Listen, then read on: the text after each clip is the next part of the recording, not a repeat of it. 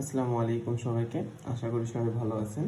তো আজকে আমরা ভর্তি পরীক্ষায় আসা দুইটা প্রশ্ন সলভ করব। দুইটা প্রশ্ন ফিজিক্সের, একটা হচ্ছে স্থির তড়িৎ আর একটা হচ্ছে চলতড়িতের। চলো দেখা যাক।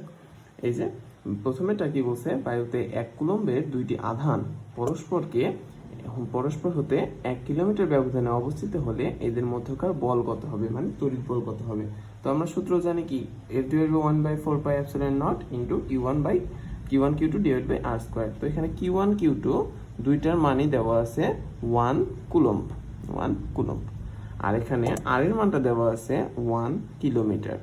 বাট এই সূত্র যখন আমরা অ্যাপ্লাই করব তখন কিন্তু আমার কিলোমিটার একক থাকা চলবে না, আমার নিতে হবে মিটারে। তাহলে 1 কিলোমিটার সমান সমান 1000 মিটার। এখন বসে দাও, এটা 9 10 9, এটা হচ্ছে 1 গুণন 1, নিচে 1000, উপরে হোল স্কয়ার।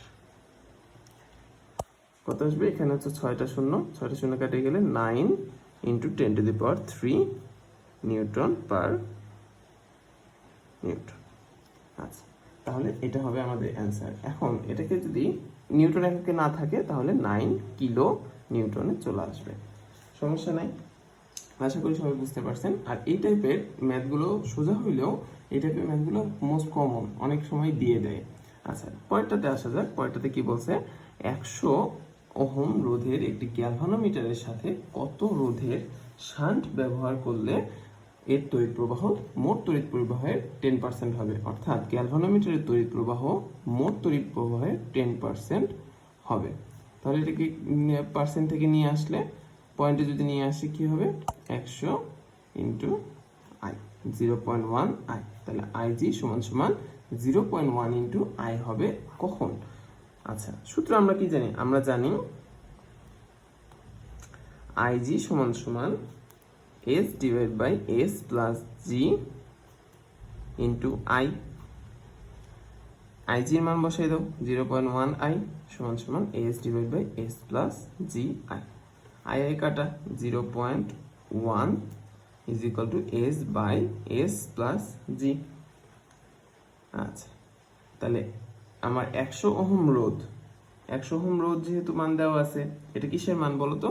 এই যে জি এর মান, গ্যালভানোমিটারের রোধের মান দেওয়া আছে 100। তাহলে এটা পার করলে কত আসবে? S is equal to 0.1 S plus 0.1 into G এর মান বসাই দিলাম 100। তাহলে এটার পাশে নিয়ে আসলে 0.9 এস ইজ ইকুয়াল টু 10। তাহলে S is equal to 10 by 0.9, এটা সমান সমান, দেখি ক্যালকুলেটর দেখি কত আসে। 10 বাই 0.9, 11.11